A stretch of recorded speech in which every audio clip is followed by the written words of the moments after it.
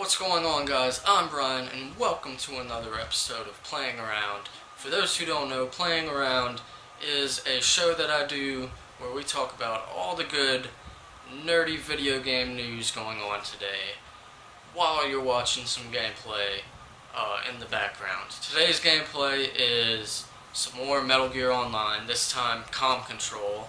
I noticed that I was doing a lot of Bounty Hunter, so yesterday I did Cloak and Dagger. Today I have some Calm Control for you guys.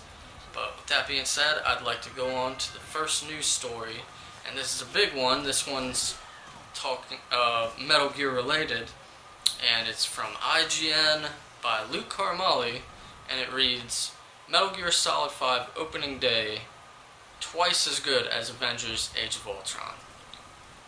Metal Gear Solid 5 The Phantom Pain earned twice as much in its first day on sale as Avengers Age of Ultron did in the same time frame.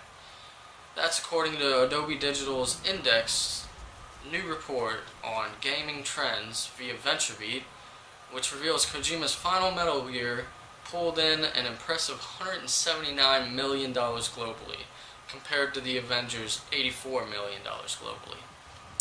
What's even more interesting is the budget sizes of the two.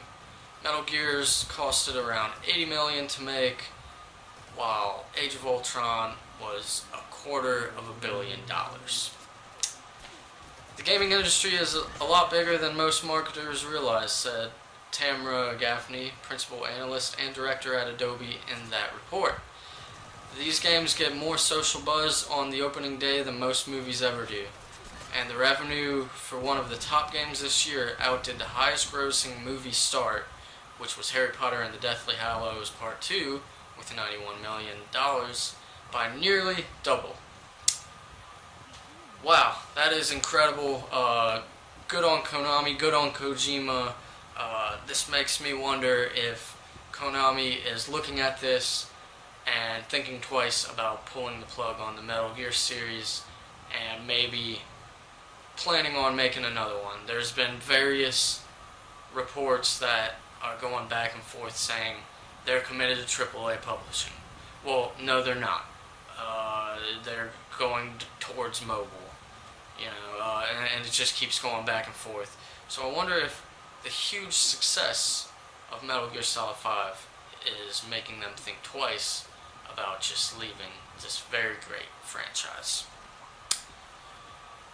And on to the next news, we have from Kotaku by Brian Ashcraft, and it reads, Capcom is making a new Resident Evil CG movie. Pretty awesome. I liked the previous two that they did. Very good movies. And it reads, Marza Animation Planet is joining forces with Capcom for a feature film-length CG Resident Evil flick. It's slated for a 2017 worldwide release. According to Inside, filmmaker Takashi Shimizu will be the executive producer, Takanori Sugimoto is directing, and Makoto Fukami, a scribe for Psycho-Pass, will be writing the script. There have been previous Resident Evil CG movies, but this is likely a complete reboot. The movie will feature the characters Leon Kennedy, Chris Redfield, and Rebecca Chambers. Very awesome news. I'm sure this will be better than the 100th live-action Resident Evil movie that we're getting soon.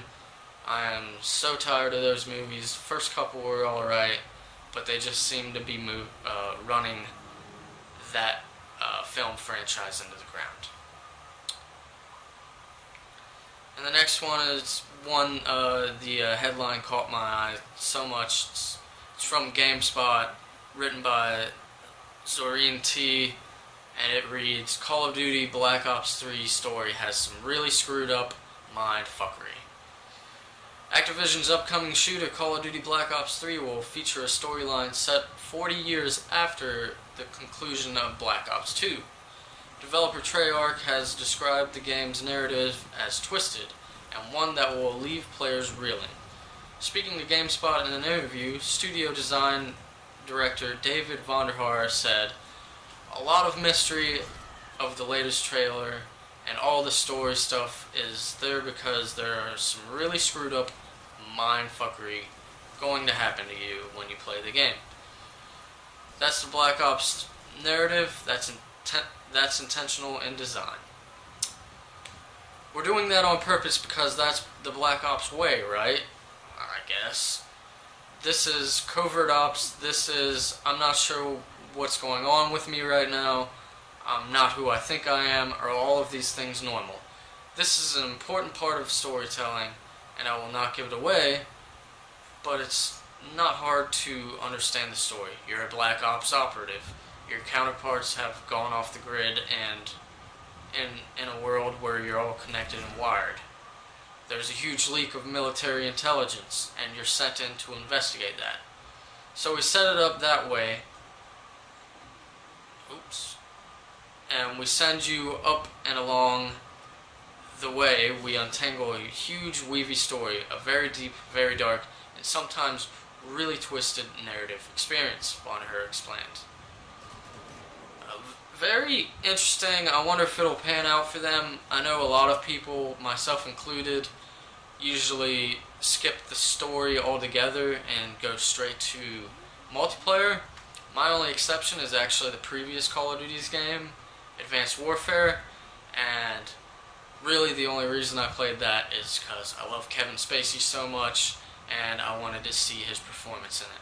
And his performance in it was pretty good, I will admit. Plus Troy Baker.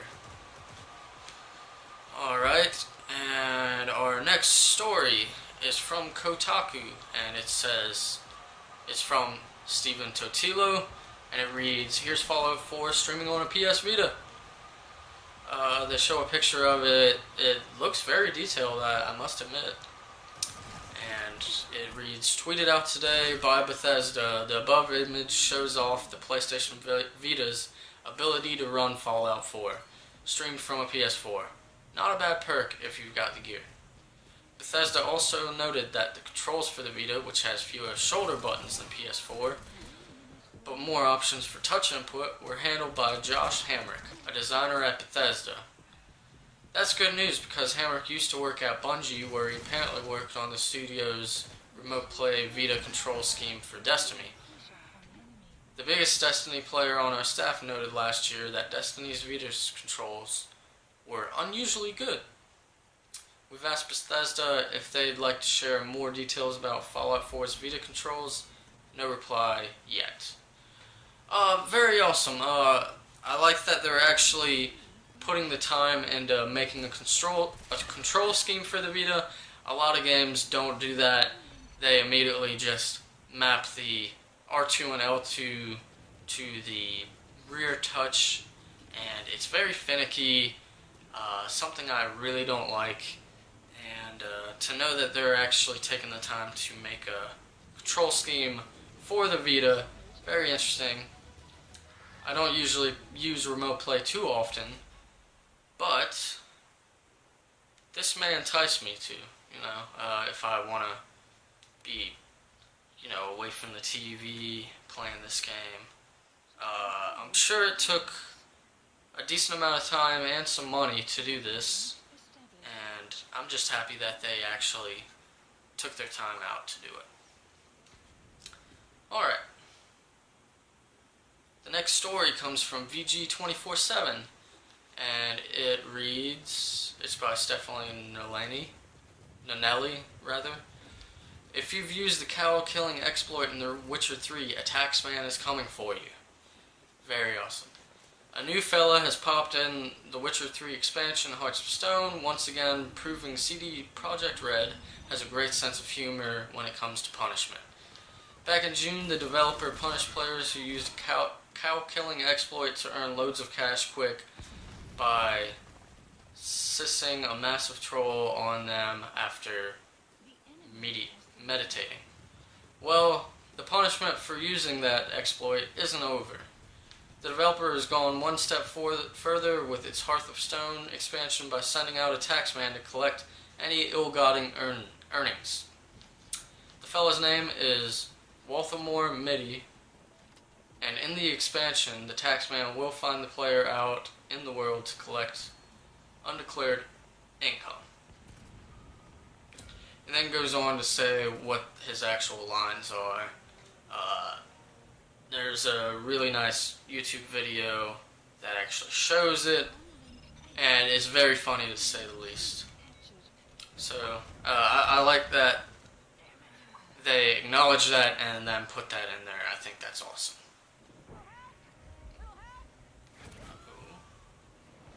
Okay. Thought I had one more story besides this one, but I guess not.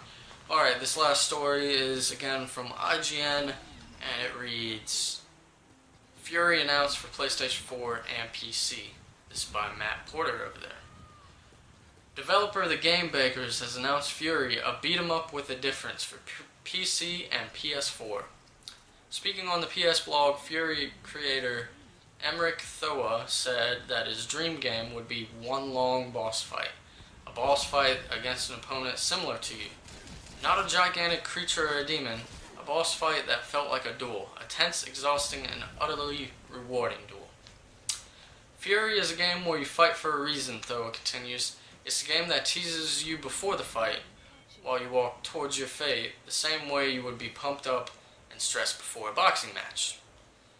As you do, you'll start to piece together about why you're here and what you're fighting for. Fury's combat is ultra fast-paced and responsive. You'll be shooting and sword fighting against enemies using skills and quick reflexes. There will be a number of bosses designed by Afro Samurai creator Takashi Ozaki, each with their own unique fighting style that you'll have to figure out. Fury is set to release on PC and PS4 next year. So, there you go. The graphics actually look pretty interesting in this game. Very beautiful looking, and I'm sure it'll be an interesting one to see. I'm very interested just by the fact that they have the Afro Samurai creator in it, so you know it's going to be crazy, bloody, gory, probably. So look forward to that next year. And that, as they say, is that for today on Playing Around. Thank you guys so much for watching. If you like this video, please like it, share it with your friends, subscribe to see these videos in your sub box, and have a great day. Follow me on Twitter at Brian Poteet as well. Have a great day.